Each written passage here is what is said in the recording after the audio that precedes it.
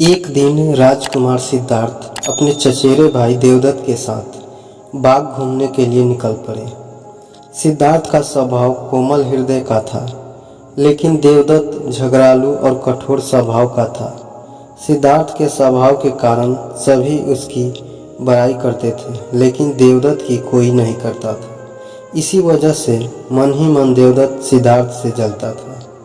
बाग में दोनों घूम ही रहे थे, तभी अचानक उन्हें एक हंस दिखाई दिया जो उड़ रहा था। हंस को उड़ता हुआ देखकर सिद्धार्थ बहुत खुश हुआ। तभी अचानक से देवदत्त ने अपने कमान पर तीर चढ़ाया और हंस की तरफ छोड़ दिया। तीर सीधा जाकर हंस को लगा, जिससे वह छटपटाकर नीचे गिर गया और घायल हो गया। सिद्धार्थ ने दौड़ते हुए हंस को उठाया और उसके शरीर से बहते हुए खून को साफ किया, फिर उसे पानी पिलाया। इतने में देवदत्त वहां पर आ जाता है और गुस्से से सिद्धार्थ की तरफ देखते हुए बोलता है, सुनो सिद्धार्थ, इसे मैंने तीर मारकर नीचे गिराया है। यह हंस मेरा है, इसे चुपचाप मुझे दे दो। सिद्धार्थ ने हंस की पीठ को सहलाते हुए कहा, नहीं, मैं इस हंस को तुम्हें नहीं दे सकता। तुम निर्दयी हो। इस बेचारे निर्दोष हंस पर तुमने तीर चलाया है। अगर मैं इसे आकर ना बचाता तो इस बेचारे की तो जान चली जाती। सिद्धार्थ की बातें सुनकर देवदत्त को और भी ज़्यादा गुस्सा आने लगा। घूरते हुए उसने सिद्धार्थ से कहा, देखो सिद्धार्थ, यह हंस मेरा है, मैंने इसे नीचे गिराया है, इसे मुझे दे दो, और अगर नहीं दोगे तो मैं राज दरबार में जाकर तुम्हारी शिकायत करूंगा।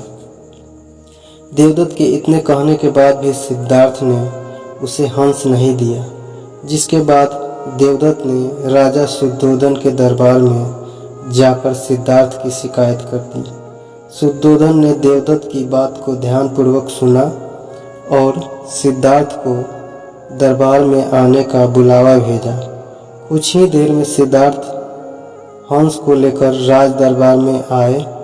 राज दरबार के ऊंचे सिंहासन पर राजा शुद्धोधन बैठे हुए थे और आसपास के नीचे आसनी पर राजमंत्री तथा अन्य पदाधिकारी बैठे थे और कई सैनिक हथियार लिए द्वार के निकट खड़े थे।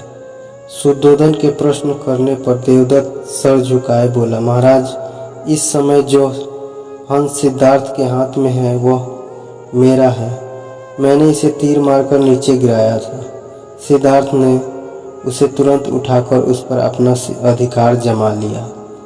कृपया मुझे मेरा हंस इससे वापस दिलाइए। फिर राजा शुद्धोधन ने सिद्धार्थ की ओर देखा और बोलने की ओर संकेत किया।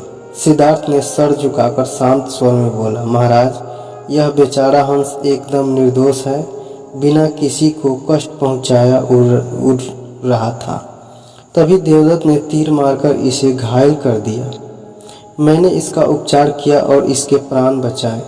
मैं यह समझता हूँ कि प्राण लेने वाले से अधिक प्राण बचाने वाले का अधिकार होता है। मैं आपसे प्रार्थना करता हूँ कि यह हंस मेरे पास ही रहने दिया जाए। मैं इसे अच्छी तरह से स्वस्थ करके आकाश में उड़ा देना चाहता हूँ। शुद्धोधन ने अपने सभासदों से विचार विमर्श किया। वो सभी एक ही स्वर में बोले, राजकुमार सिद्धार्थ का कहना बिल्कुल ठीक है। महाराज, जीवन लेने वाले से ज़्यादा बचाने वाले का अधिकार होता है। अंततः हंस राजकुमार सिद्धार्थ के पास ही रहना चाहिए।